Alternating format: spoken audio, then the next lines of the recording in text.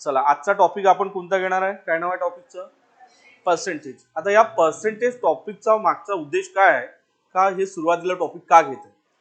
काही लोक म्हणते की पर्सेंटेज हा टॉपिक इंडिव्हिज्युअली जर बघितला तर 1 किंवा 2 मार्क्सचा आहे. किती मार्क्सचा, 1 किंवा 2.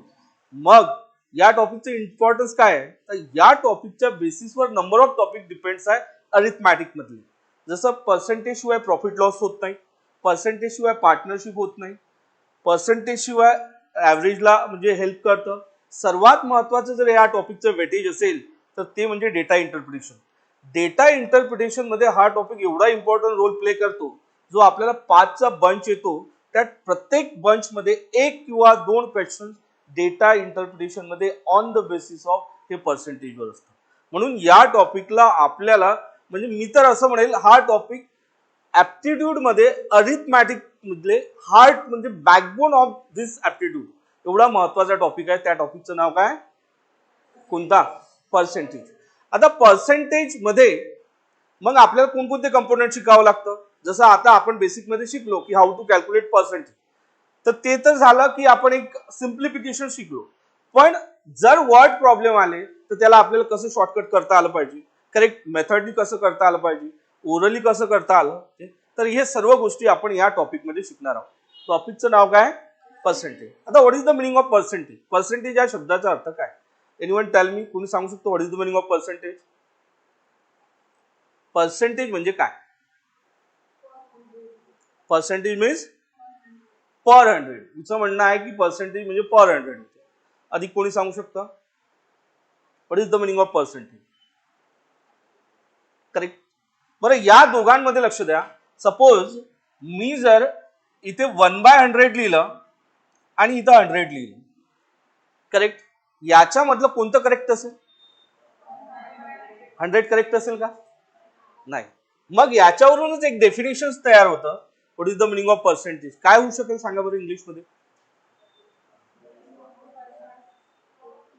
What is the meaning of percentage.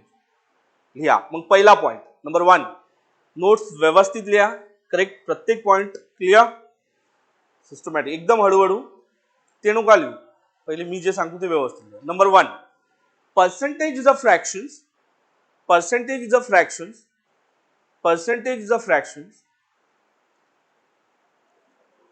whose denominator always 100. Percentage is a fraction whose denominator always 100. Percentage is a fraction whose denominator always 100.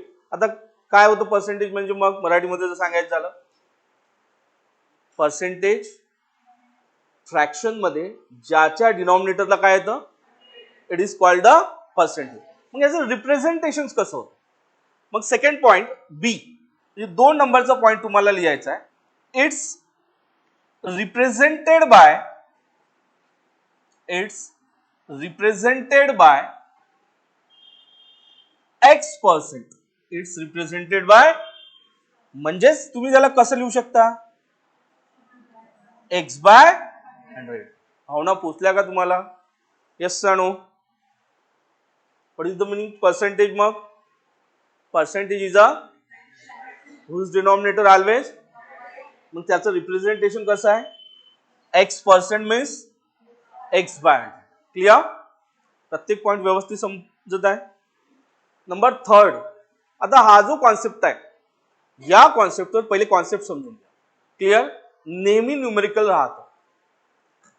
आता तो कॉन्सेप्ट कोणता आहे, if price of commodities increase by R%, then reduction in consumption as not changes in expenditure.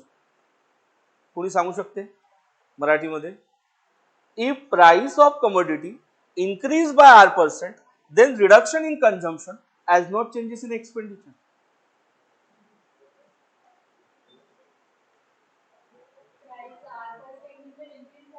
हा हा correct. म्हणजे याचा अर्थ काय, आता मी तिथे कमोडिटीज वर्ड वापरला म्हणजे हा स्टँडर्ड वर्ड आहे. काही लोक त्याला आर्टिकल म्हणतात, काही लोक त्याला प्रॉडक्ट म्हणतात. एखाद्या गोष्टीची जर प्राइस वाढली, काय म्हटलं सांग, तर कन्झम्पशन कमी होते. काय कमी होते, पण कशामध्ये बदल होत नाही, एक्सपेंडिचर. आता काय होणार, फॉर एक्झाम्पल प्रॅक्टिकली सांग, जसं आता ओनियनचे भाव, कशाचे भाव, करेक्ट, किती रुपये किलो झाले माहिती आहे? सध्या ओनियनचे भाव किती आहे, कांद्याचे भाव किती आहे? अरे बाजारात जात नसता काय? अरे घ्या रे घ्या. सध्या भाव किती आहे कांद्याचे?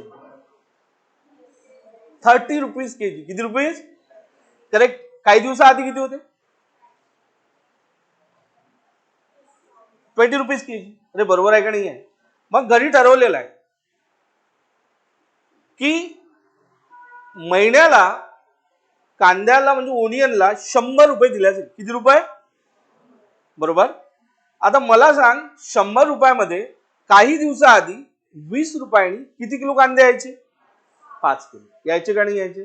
अबे असं भावना पोचल्या का? आता मला सांग, 30 रुपये किलो झाले कांदे. किती रुपये किलो? पण घरी म्हटलेलं आहे पैसे तेवढेच भेटेल. किती? लक्षात आलं? तू आता काही कर, तर मग काय करणार आहे? तर कन्झम्पशन कमी करणार आहे. काय कमी करणार आहे? त्यावेळेस भाजीमध्ये जर सपोज 2 कांदे टाकले जात होते, तर आता किती टाकले जाणार? 1. अबे लक्षात आलं का? यस सांगू. तर मग काय होणार? 5 किलोच्या जागी किती कांदे आणणार? 100 रुपयात आणायचे ना. 3 आणाल किंवा 3.5 किलो आणाल. यस सांगू. पण किती येणार? 5 येणार का? मग 3.5 किलो का आणले गेले? त्यांनी काय कमी केलं? कन्झम्पशन, यूज कमी केला. पण कशात बदल नाही केला? एक्सपेंडिचर, खर्च तेवढा. अब समजलं? किंवा फॉर एक्झाम्पल तुम्हाला तुमच्या घरच्या लोकांनी दिले की बाबा एक काम करत जाय, 1000 रुपयामध्ये तुला मी पेट्रोल अलाउन्स देतो, तू अमरावतीमध्ये चाललेला आहे, तर 1000 रुपयामध्ये तुला जेवढं फिरायचं आहे तेवढं फिरत. मग ठरवलेलं आहे, सपोज आता फॉर एक्झाम्पल आपले कोबरागडे सर आहे, त्यांनी ठरवलेलं आहे की मी 10 चक्कर पंचवटीमध्ये मारणार. किती चक्कर? 10. पेट्रोलचे भाव होते 100 रुपये. पेट्रोलचे भाव किती? म्हणजे याचे चक्कर किती होणार? 10. मग काही दिवसानं काय झालं? पेट्रोलचे भाव झाले 112 रुपये. अरे बरोबर आहे का नाही? मग यानी घरी म्हणायला पाहिजे की मला तुम्ही 1000 रुपये पाठवायचे, ते आता किती पाठवा?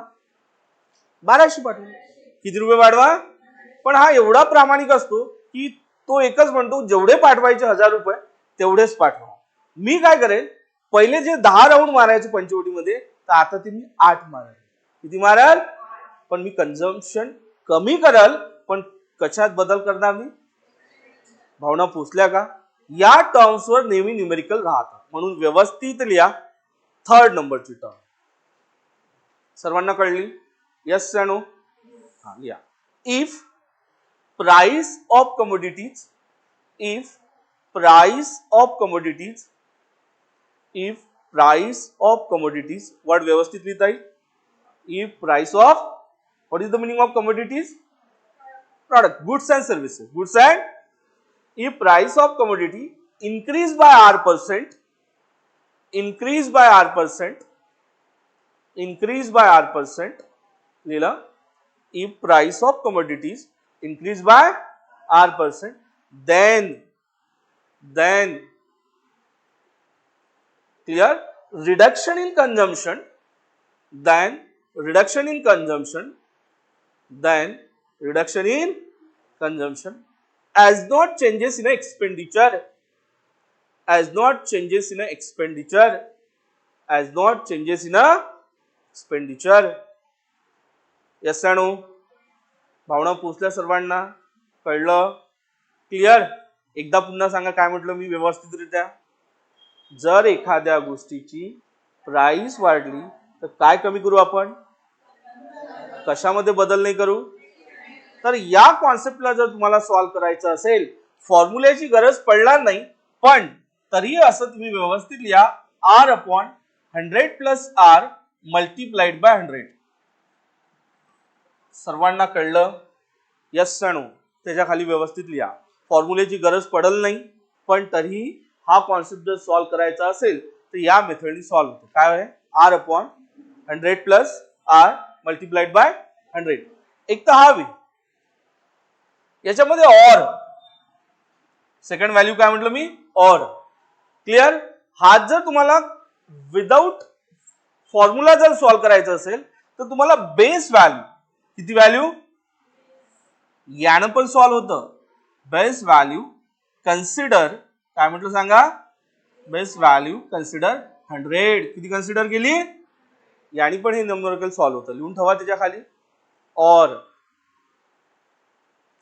Base value consider 100. सर्वांना कळलं? यस या नो? Next point. आता याच्या अपोजिट लिहायचं आपल्याला. नंबर किती? 4. If price of commodities, if price of commodities, if price of commodities लिहिलं, decrease by R%, decrease by R%. Notes एकदम व्यवस्थित असल्या पाहिजे. If price of commodities decrease by किती %, then increase the consumption, then increase the consumption. व्यवस्थित चालू आहे लिहिणं. then increase the consumption as not changes in expenditure, as not changes in a काय, expenditure. लिहिलं सर्वांनी? आता मला याचं सांगा बरं मराठीमध्ये काय होणार बघ. जर एखाद्या गोष्टीची काय कमी झाली तर त्याचं कन्झम्पशन काय होतं, पण कशात बदल नाही होत, एक्सपेंडिचर मध्ये बदल होणार, एक्सपेंडिचर तेवढंच आहे. तसं आता फॉर एक्झाम्पल याला किती रुपये द्यायचे पहिले, 1000 रुपये, म्हणजे आणि किती राऊंड मारायचे ठरवले होते, 10 राऊंड. आता काय झालं, पेट्रोल हे काही कारणास्तव 80 रुपये लिटर झालं. किती रुपये लिटर, मग याने म्हणाले पाहिजे घरी मला 800 द्या. अरे बरोबर आहे का नाही आहे, तर हा तेणी म्हणाल, हा एकच सांगेल मला किती द्या, 1000. मग हा जेव्हा 10 राऊंड मारायचा पंचवटीत, तर हा काय करेल, राऊंड वाढवून टाकेल. 10च्या ऐवजी किती मारेल, 12 मारेल, 13 मारेल, पण घरी म्हणाल का नाही. ऍक्च्युली एक इकॉनॉमिक्स काय म्हणतं त्याच्याबद्दल, जर एखाद्या गोष्टीची प्राइस कमी झाली तर तुमचं सेव्हिंग वाढलं पाहिजे. काय वाढलं पाहिजे, पण आपलं ते नाही करत. आपण काय करतो, कन्झम्पशन वाढवतो. काय वाढवतो, जसं आता फॉर एक्झाम्पल आपल्या टपरीवर चहा 10 रुपये कट आहे. किती रुपये कट आहे, फॉर एक्झाम्पल. मग आपलं टार्गेट असते ऍज अ स्टुडंट म्हणून आपण 2 वेळा चहा घ्यायला जाऊ. किती वेळा, एक मॉर्निंगला जाऊ 10 रुपये, येस नो. आपण एक इव्हिनिंगला जाऊ, किती रुपये, 10. म्हणजे राऊंड किती, चक्कर किती जायची तिथं, 2. फक्त एवढं समजू द्या, टपरीवर 5 रुपये झाला. किती रुपये, आपलं टार्गेट किती रुपये होतं खर्च करायचं, 20 रुपये. आणि टपरीवर तुम्हाला एवढं माहिती होऊ द्या की आजपासून टपरीवर चहा 5 रुपये झाला. तुम्ही तो म्हणता एकदम चांगलं झालं. तर मग तुम्ही काय करता, मॉर्निंगच्या एकाच्या ऐवजी किती जाता, इव्हिनिंगला आल्याबरोबर पहिले, बरोबर, आणि नंतर बॅच सुटल्यावर, म्हणजे किती चक्र झाल्या, मग तुमचं काय वाटलं याच्यामध्ये, पण कायच्यात बदल नाही झाला. ऍक्च्युली याच्यामध्ये कायच्यात बदल व्हायला पाहिजे होता, म्हणजे किती रुपये सेव्हिंग झाली असती, पण ते आपण सेव्हिंग केली का, लक्षात आलं का. तर आपण कन्झम्पशन वाढवतो, कशात बदल नाही करत. तर अशासाठी तुम्ही R/100 minus R multiplied by 100 multiplied by, सर्वांना कळलं का रे, यस नो. आणि सेकंड मेथड कोणती आहे मग त्याची, बेस व्हॅल्यू कन्सिडर, ते पण लिहा खाली, आपण त्यानं पण सॉल्व्ह करू शकतो. Base value consider 100. नोट्स एकदम टकाटक असल्या पाहिजे, कारण नोट्स पाहिल्यावर म्हटलं पाहिजे की यार पुरा पर्सेंटेज टॉपिक क्लिअर, सर्वांना कळलं, यस नो. आता नंबर किती, 5. नंबर 5 आपल्याला याचे 26 कंपोनेंट शिकायचे आहे. किती, आता झाले किती, 5 झाले का 4 झाले, 4. आता 5व्या नंबरचा लिहा, is R% less than, sorry, is R% more than B, is R% more than B, is R% more than B. काय म्हटलं सांगा, is R%, then B is less than by A, then B is less than by A. A is R% more than B, then B is how much percentage less than काय A. म्हणजे याचा अर्थ सांगू शकता का मराठीमध्ये? ए हा काहीतरी पर्सेंटनी जास्त आहे कुणापेक्षा, तर बी हा किती लहान आहे कुणापेक्षा. म्हणजे मराठीमध्ये अधिक सोप्या भाषेत जर सांगायचं झालं तर अचलपूर हा मोठा आहे काहीतरी पर्सेंटनी कुणापेक्षा, तर बडनेरा हा किती लहान आहे कुणापेक्षा, असा कॉन्सेप्ट आहे. तर मग आपल्याला विचारलं जातं की तू किती पर्सेंटनी लहान आहे कुणापेक्षा, अचलपूरपेक्षा. कोण, किंवा इथं मी समजा ए घेतला बी घेतला, प्रॉब्लेम म्हणजे चांदूर बाजार असेल किंवा दर्यापूर असेल, म्हणजेच काय सी असेल किंवा, अरे लक्षात आलं का. तर मग तेव्हा आपल्याला कंपॅरिझन करता आलं पाहिजे. तर याच्यासाठी पण फॉर्म्युल्याची गरज पडणार नाही, तरी तुम्ही हा कॉन्सेप्ट वरचा लिहून घ्या. आर अपॉन काय लिहा त्याच्या खाली, काय लिहाल, R upon 100 plus R multiplied by 100 लिहिता येईल. यस या no, clear the point. Next number किती, 6. आता इथे लिहा A is R% less than B, A is R% less than B. लिहिलं, ए हा R% काय आहे लेस आहे कुणापेक्षा, then B is what percent more than A, then B is what percent more than A. याचा अर्थ सांगू शकता, A is R% less than B, then B is what percent more than A. म्हणजेच काय सांगा, अचलपूर हा काहीतरी पर्सेंटनी लहान आहे कुणापेक्षा, तर बडनेरा हा किती पर्सेंटनी जास्त आहे कुणापेक्षा. तर तुम्हाला फॉर्म्युल्याची गरज पडल नाही, तरी तुम्ही हा लिहा काय, r upon r multiplied by 100. Clear the point. चारही गोष्टी व्यवस्थित लक्षात आल्या का, 4 झाल्या की 6 झाल्या सांगा. पहिली गोष्ट काय सांगितली मी तुम्हाला, fraction whose denominator always 100, correct. Second काय सांगितली, हा x बाय 100 मीन्स समजलं. थर्ड काय सांगितली,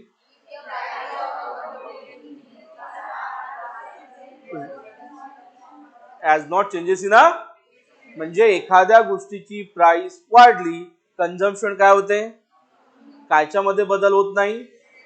लक्षात आलं का. हा त्याच्यानंतर काय झालं, जर एखाद्या गोष्टीची प्राइस काय झाली तर काय होतं, कशात बदल होत नाही. त्याच्यानंतर काय सांगितलं, ए हा काहीतरी पर्सेंटनी जास्त आहे कुणापेक्षा, तर बी किती लहान आहे कुणापेक्षा. लक्षात आलं का. त्याच्यानंतर काय सांगितलं, ए हा काहीतरी पर्सेंटनी लहान आहे कुणापेक्षा, तर बी हा किती मोठा आहे कुणापेक्षा. चारही ठिकाणी आपण, मला असं वाटतं, कॉन्सेप्ट एकच यूज केला, तो म्हणजे r upon 100 plus r, r upon 100 minus r. याच नेक्स्ट जर व्हॅल्यू काढायची असेल तर सेकंड ऑप्शन कोणतं सांगितलं आपण, बेस्ट व्हॅल्यू कन्सिडर द 100. एवढ्या भावना पुसल्या का. नेक्स्ट नंबर किती, 7. आता लक्ष द्या 7 नंबरवर पुढे जातो. त्याचं नाव आहे बाबा, मी तुम्हाला बेसिक मध्ये ऍक्च्युली हा पॉइंट शिकवलेला आहे, पण तो पर्सेंटेज मधला आहे म्हणून आपण त्याला याच्यामध्ये पण व्यवस्थित, काय नाव आहे त्याचं, नेट चेंज. किती नंबरचा कॉन्सेप्ट आहे, 7. आता नेट चेंज मध्ये काय काय प्रकार येतो. पहिला plus x minus Y plus minus minus x Y upon 100, याचं प्रॅक्टिकल आपण बघू. Clear. Number second minus x plus y plus minus x Y upon काय होणार 100. Number third plus x plus y plus plus plus x Y upon काय 100. Number 4 minus x minus Y minus minus plus x Y upon 100 आणि number 5 याच्यामधला 5व्या नंबरचा concept आहे x square by 100. कळलं का? How many concept is there? 5. पहिला plus x minus y x by 100. लक्षात आलं का? आता याच्यामध्ये आपण फॉर एक्झाम्पल सपोज माझ्याकडे आहे 20% इन्क्रीज. किती पर्सेंट इन्क्रीज? आणि मी इथे लिहिलं सपोज 10% डिक्रीज. किती पर्सेंट डिक्रीज? आपल्याला विचारलेला आहे फाइंड नेट चेंज. काय विचारलाय? आता मला सांगा याच्यामध्ये बाबा याच्यातला कोणता कॉन्सेप्ट अप्लाय होऊ शकतो? फर्स्ट और सेकंड? का बरं फर्स्ट? बरोबर, फाइंड द नेट चेंज. आता मग मी इथे लिहितो plus x minus Y plus minus x Y upon, मला सांग प्लस किती आहे तुझ्याकडे? 10. मायनस किती आहे? 10. क्लिअर? इथे काय घेसाल? 20 इंटू अपॉन काय करू आपण? प्लस किती घेसाल? मायनस किती घेसाल? -2. समजला? Yes sir no. तर याचा आन्सर बाबा पॉझिटिव्ह 8 येतो का रे? पॉझिटिव्ह. आता जर प्लसचं साइन आलं, कोणतं साइन आलं तर ऑप्शन मध्ये काय असेल? एक तर तिथं प्रॉफिट असेल. काय असेल? करेक्ट. किंवा काय असेल? इन्क्रीज असेल. काय असेल? किंवा काय असेल? ग्रोथ असेल. काय असेल? का बरं? पॉझिटिव्ह आहे. निगेटिव्ह आलं असतं तर लॉस और डिक्लाइन. समजलं का? म्हणजे निगेटिव्ह व्हॅल्यू आली. Clear the point? आता लक्ष द्या. मग तुम्हाला याच्यामधले बाकी सर्वांना समजलं. समजा मायनस आला असतं तर पहिले कोणता घेतला असता आपण? मायनस आहे. नंतर दोन्ही प्लस आले असते तर समजलं? आपण न्यूमेरिकल सॉल्व्ह करताना बघणार आहे. आणि दोन्ही मायनस आले असते तर आता राहिला की सर एक्स स्क्वेअर बाय 100 केव्हा वापरायचा? कोणता राहिला कॉन्सेप्ट? आता एक्स स्क्वेअर बाय 100 केव्हा वापरायचा? जर बाबा इन्क्रीज अँड डिक्रीज व्हॅल्यू, कोणती व्हॅल्यू? सेम असेल. इन्क्रीज अँड डिक्रीज व्हॅल्यू काय असेल? जसं फॉर एक्झाम्पल तुझ्याकडे दिलेला आहे 7% इन्क्रीज आणि 7% काय दिलाय? दोन्ही व्हॅल्यू सेम आहे का रे? तर अशा कॉन्सेप्ट मध्ये तुम्ही काय वापरू शकता? आता बघ, मग मला सांग मी 7 चा काय घेणार? अपॉन काय करणार? एक्स म्हणजे 7 झाला. हा 49 सर्वांना कळला का? अपॉन 100 कळले का? मग हा 0.49 सर्वांना समजला. पण ही व्हॅल्यू ऑलवेज निगेटिव्ह असते. काय असते? सर म्हणून तुम्ही कसं काय डायरेक्ट म्हणू शकता? अरे बरोबर, इथं तर काय आली आहे? तर ती निगेटिव्ह काय असते? या टर्मची ही अल्टरनेट मेथड आहे. कोणती मेथड आहे? पाय आता तुला निगेटिव्ह आणून दाखवतो. आता इथे घेतला मी +7 कळला, मायनस, लक्षात आलं? प्लस मायनस हे 49 कुठून आले माहित आहे का रे? हा +7 कळला का? हा -7 कळला. हा मायनस किती घेऊ? 0. हा प्लस मायनस कॅन्सल होते.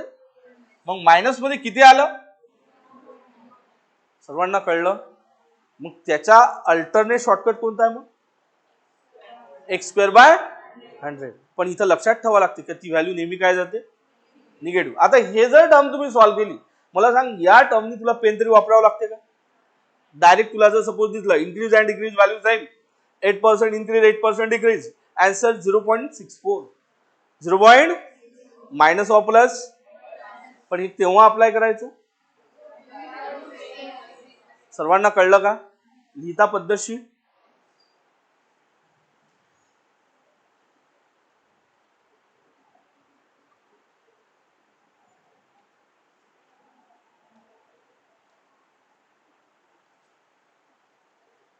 कॉन्सेप्ट क्लिअर होऊन राहिले?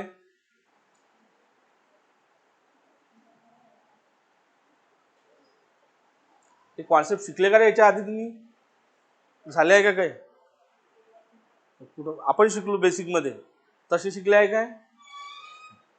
हा टॉपिक मध्ये आहे बरं. नाही तर तुम्हाला वाटेल का आउट ऑफ सिलेबस शिकून राहिले सर. क्लिअर. काय नाव म्हणतो याचं? Concept of election.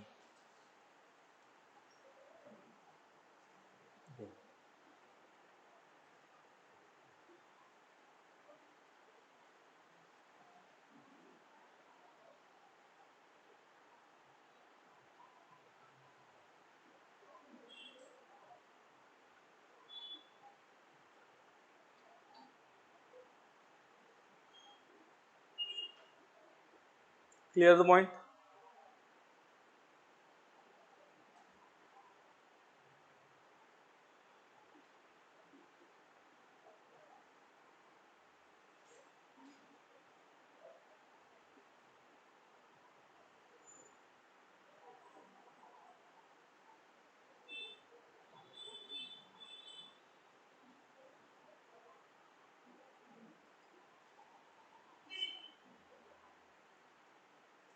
सिव्हिल लक्षात आलं काय? सिव्हिल नाही आला, रायसोनी समजलं काय नक्की? ऍडियस क्लिअर. सकाळी कुठे गेला होता? उठलाच नाही. इंजिनिअरिंग झाल्यावर झोपाच लागते आपल्याला, बरोबर. लक्ष द्या, आज तुमचा दिवस होता म्हणते ना ऍडियसचा. उद्या आहे काय? नाही, मला माहिती पडलं म्हणून म्हटलं उद्या आहे. व्हिडिओ आजच बनला मग, बरोबर. उद्या आहे. लक्षात आलं? Yes no. आता कॉन्सेप्ट लक्ष द्या पुढचा. इथपर्यंत काही डाऊट आहे का कोणाला? नेट चेंज मध्ये सांगा काय काय येतं. Plus x minus plus minus x Y upon, त्याच्यात पॉझिटिव्ह येऊ शकतं, निगेटिव्ह. दुसरं मायनस एक्स प्लस वाय. समजलं? पॉझिटिव्ह आन्सर येऊ शकतं, depend on value of percentage, depend on. Next third plus plus x. Next what is the utilization of x square by 100? If increase and decrease value are, that time use the, but answer always negative form because alternate method of first concept. Clear the point? Yes or no? चला या पुढच्या heading concept of election. Concept of election नाव ऐकलंय का? Concept of election. अब yes no. Concept of election ऐकलं नाही? Election तर वर्ड ऐकला, त्याच्यावर प्रॉब्लेम येते आपल्याला. अभी लक्षात आलं का? कशावर? इलेक्शन या कॉन्सेप्ट. क्लिअर. पेपर मध्ये न्यूमेरिकल येतं. आता मग इलेक्शनचा कॉन्सेप्ट कसा सॉल्व्ह व्हायला हवा? ऍक्च्युली आपण प्रॅक्टिकली काय करतो? वोट करतो. पण आपल्याला जर न्यूमेरिकल विचारलं गेलं ऍप्टिट्यूड मध्ये किंवा कोणत्याही कॉम्पिटेटिव्ह पेपर मध्ये, आपण इलेक्शन बद्दल सारी माहिती असते, पण न्यूमेरिकल काय नाही करताय? सॉल्व्ह करता येते काय? नाही करता येत का? करता येतं. करता येतं की नाही करता येत? बरोबर. आता समजा फॉर एक्झाम्पल प्रॅक्टिकली विचारलं की महाराष्ट्र गव्हर्नमेंटने म्हटलं, कोणत्या गव्हर्नमेंटनी, की आमच्याकडे टोटल वोट हे 1 लाख आहे. किती लाख आहे? कोणी म्हटलं? अरे बरोबर. किती लाख वोट आहे? तर ते 1 लाख वोट महाराष्ट्र गव्हर्नमेंटसाठी किती पर्सेंट झाले? 100%. किती पर्सेंट? अरे झाले का नाही झाले? त्यांच्याकरता तर 100% झाले. पुढे आपण शिकणारच आहे ते बेसिक. मग आता 100% झाल्यानंतर त्यांनी म्हटलं की अमरावती करता याच्यामधले 10% आहे. किती पर्सेंट आहे? पहिले कॉन्सेप्ट समजा. मग किती झाले? 1 लाखाचे 10%, 10,000. किती हजार? तुमच्या गावात 10,000 होते का? 1 लाखाचे 10% तुमच्या गावामध्ये 10,000 होते का? यस. 10वा हिस्सा. Yes no. Clear the point. मी बेसिक मध्ये शिकलो आहे आपण, बरोबर. मला सांग 1 लाख वोटर कोणाकरता होते? ते महाराष्ट्र. 10,000 वोटर कोणाकरता आहे? अमरावती. अमरावती म्हणाल की बाबा तुम्ही 10,000 माझ्याकरता किती पर्सेंट आहे? 100%. त्यांच्याकरता अमरावतीचे किती पर्सेंट?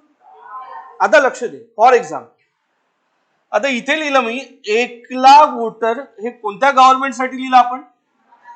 महाराष्ट्र गव्हर्नमेंटसाठी आहे. Clear the point. त्यांच्याकरता हे किती पर्सेंट झाले बाबा? आणि त्यांनी म्हटलं की महाराष्ट्र गव्हर्नमेंटनी अमरावतीच्या नावावर किती वोटर येतं? आता महाराष्ट्र अमरावती करता किती पर्सेंटनी पाहतो? पर अमरावती याच्याकडे किती पर्सेंटनी पाहत? किती पर्सेंटनी पाहत? Yes no? सर्वांना लक्षात आलं? अमरावती म्हणाल की 10,000 आमच्याकरता किती पर्सेंट आहे? 100%. क्लिअर. आता त्याच्यानंतर लक्ष दे, सपोज याच्यामधले बाबा 20% वोट इनव्हॅलिड झाले. किती पर्सेंट? लक्षात आलं का? किती पर्सेंट वोट इनव्हॅलिड झाले? अरे बरोबर. आता मला सांग, याची 20% व्हॅल्यू किती झाली? नक्की? कारण का याची 10% 1,000. हे पहा, इथं पॉइंट लावला का झाले तुझे किती पर्सेंट? 10%. म्हणजे किती झाले? 1,000. मग 20% किती झाले? डबलच होईल ना. मग 2,000 लोकांनी अमरावतीमध्ये वोटिंग केलं नाही तर किती लोकांनी केलं? अरे यस नो? अमरावतीमध्ये म्हणाल की 80% वोटिंग झालं बाबा. किती टक्के? किती टक्के झालं नाही? 3 व्हॅलिड आहे. बरोबर. काही गेले नसेल, काही तिथं गेले असेल, तिथे रॉंग झालं असेल, दोन्ही गोष्टी होऊ शकतात. म्हणून आपण कन्सिडर केलं की किती इनव्हॅलिड झाले. आता 2 व्यक्ती उभे आहे, एक ए नावाचा व्यक्ती उभा आहे आणि दुसरा कोणत्या नावाचा?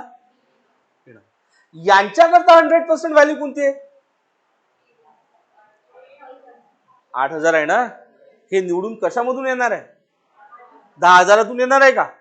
मग यांच्याकरता ही कोणती व्हॅल्यू झाली? 100%. आता मला सांग, त्यांनी म्हटलेलं आहे की अचलपूरला 55% वोटिंग मिळालं. किती पर्सेंट? तर आता तुला लाईट लागायला पाहिजे की बडनेराला किती मिळालं असेल? 45. हे साधं लॉजिक आहे ना. एखाद्या व्यक्तीला जर म्हटलं का 100 पैकी 55% आहे, तर डेफिनेटली दुसऱ्याला किती असेल? 45. म्हणजे किती पर्सेंट? 45%. लक्षात आलं? आता सपोज तुला या प्रॉब्लेम मध्ये काय काय विचारू शकतो की आम्हाला बडनेराला किती वोट मिळाले 8,000 पैकी सांगा. किती पैकी? किती पर्सेंट मिळाले? मग याचे 10% सांगा. तुम्हीच म्हटलं बरं. 20%, 1,600. 30%, 30% बघ, 24. 30% गजनी झाल्यासारखे करसान काय? 40%, 3200. नक्की झाले? 5%, 400. 3200 आणि 400 बरोबर 3,600. म्हणजे 3,600 वोट कुणाला मिळाले? बडनेराला. आता मग मला सांग, याच्यामधून जर 3,600 मायनस केले तर ते वोट कुणाचे असेल? मग याच्यातून मायनस केले तर किती शिल्लक राहत? 4,400. हे वोट कुणाला मिळाले? मग कधी कधी प्रॉब्लेम मध्ये विचार, what is the difference between percentage? What is the difference between Achalpur and Badnera? Correct. याच्यातला मग डिफरन्स कितीच आहे? अरे बरोबर. किती पर्सेंट? आणि डेफिनेटली याच्यातला फरक सुद्धा 800चा असेल. कितीचा असेल? हे सर्व स्ट्रक्चर समजलं काय? Yes no? पद्धतशीर लिहिता. केसं नाव काय होतं? Election. Concept of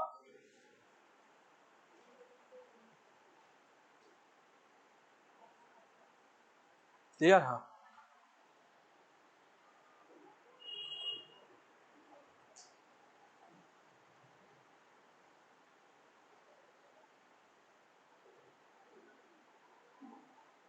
concept of election.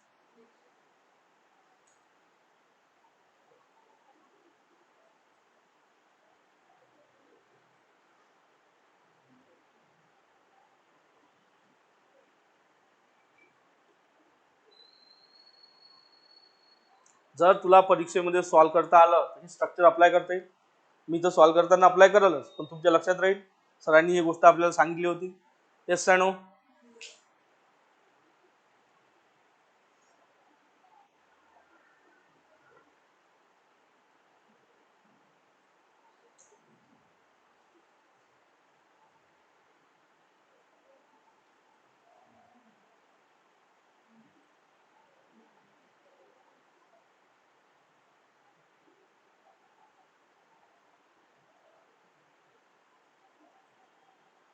Clear?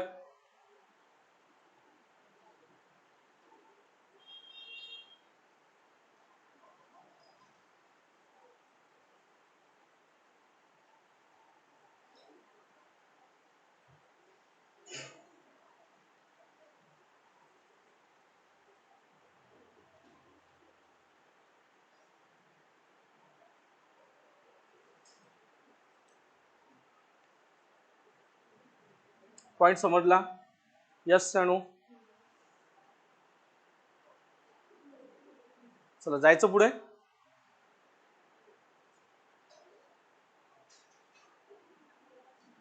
लिहा इथे. पुढचा पॉइंट आपण बघणार आहोत. किती नंबरचा? 9 नंबर्स. लिहा त्याच्यामध्ये how to calculate percentage. How to calculate percentage. आता पर्सेंटेज कसे काढले जातात? क्लियर? How to calculate. आता याला आपण फंडामेंटली बघितले नाही, पण हा टॉपिक आहे करेक्ट, सर्वांना कळलं पाहिजे म्हणून आपण पुन्हा एकदा त्याला व्यवस्थित रिवाइज करू. नंबर 1 पहिला सांगू शकता? सांगा काय नाव आहे त्याचं? Point basis. लिहा पॉइंट बेसिस. पॉइंट बेसिस पहिला वे कोणता आहे कॅल्क्युलेशन करण्याचा? Point basis. सेकंड वे लिहा मल्टिप्लिकेटिव्ह बेस. कोणता बेस आहे? क्लियर? यस अनु? थर्ड वे लिहा कोणता आहे? Fraction base. कोणता बेस? लिहा सर्वांनी. कोणता बेस? फोर्थ वे लिहा 100 बेस. कोणता बेस? 100 बेस. क्लियर? फिफ्थ वे लिहा at the time of decimal. at the time of decimal. लिहिलं सर्वांनी? at the time of. आणि नेक्स्ट कोणता टाइप आहे? 6 ओरल बेस. कोणता base? How many ways of calculation of percentage? 6 ways. First ways point base, second ways, third ways, fourth ways, fifth ways आणि sixth ways. Clear the point? त्याच्यामधला आज आपण पहिला बघूया. काय नाव आहे त्याचं? Point basis. लक्ष द्या. त्याच्यासाठी तुम्हाला हे स्ट्रक्चर व्यवस्थित माहिती पाहिजे. Right hand side. कोणती साइड?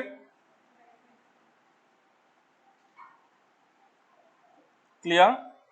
कोणताही नंबर असू दे, राईट हँड साइडनी जर फर्स्ट पॉइंट लागला, कोणता पॉइंट? तर त्याचे 10% होतं. किती पर्सेंट? कोणताही नंबर असू दे, जर तुझा सेकंड पॉइंट लागला, कोणता पॉइंट? तर त्याचे किती पर्सेंट होतं? आणि थर्ड जर पॉइंट लागला तर समजून जायचे त्याचे किती पर्सेंट झाले? 0.1%. आता आपण काही नंबर घेऊ. सपोज मी इथे घेतला पहिला 3 लाख रुपीज, इथे सेकंड घेतला 40,000. क्लियर? आता तुला विचारलं याचे 100% सांगा, काय म्हणसाल तुम्ही? 3 lakh. Every number for itself always 100%. प्रत्येक नंबर हा स्वतः करता किती पर्सेंट? म्हणजे 100% व्हॅल्यू किती झाली बाबा याची? 3 लाख. सर्वांना कळलं? 10% सेकंड पॉइंट लावायचं, किती झाले? 30,000. 1% इथे लावायचं, किती? नाही इथे, किती झाले? 3,000. 0.1% रे किती? 100. कळलं का? सांगा याचे 100% किती हजार? 40,000. 10% फर्स्ट पॉइंट किती? 1% 400 आणि 0.1% सर्वांना लक्षात आलं का रे? अधिक पहा, मी एक व्हॅल्यू 43268 घेतली. सांगा 100% किती? 43268. 10% 43268. 26.8 1%,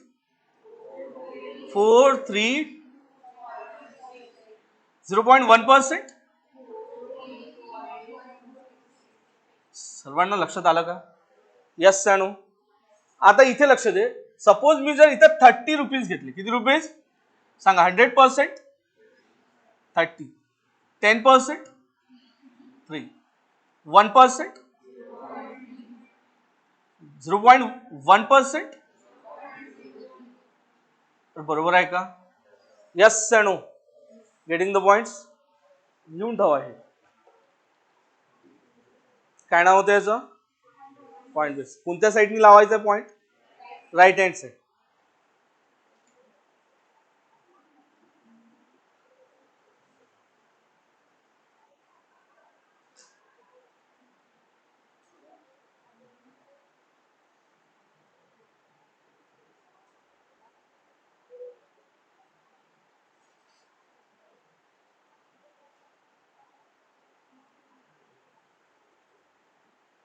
क्लिअर?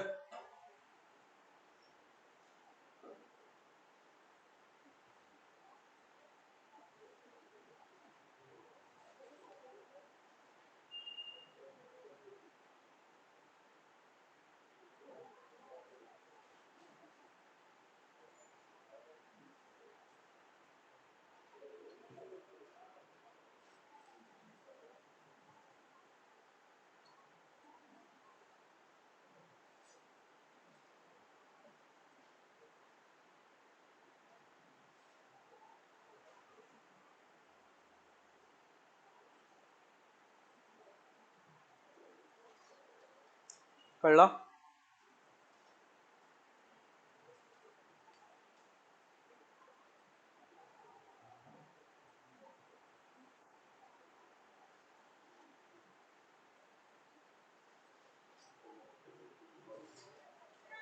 आजचे पॉइंट लक्षात आले का रे?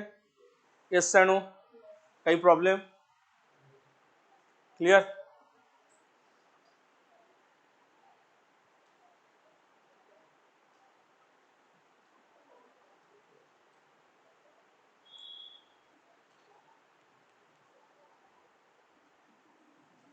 लक्षात आलं? आज आपण इथं थांबून जाऊ. कोणता पॉइंट शिकलो आज आपण? Point basis. क्लिअर? पहिला किती पॉइंट झाले टोटल? 9. बरोबर. उद्या छोटे छोटे पॉइंट आहे, सर्व बेसिक काय होऊन जाईल? कंप्लीट होऊन जाईल. आणि परवापासून काय चालू होईल मग? याची शीट. क्लिअर? यस सॅनो. आणि नेक्स्ट उद्या किती वाजता येसाल सर्व लोक?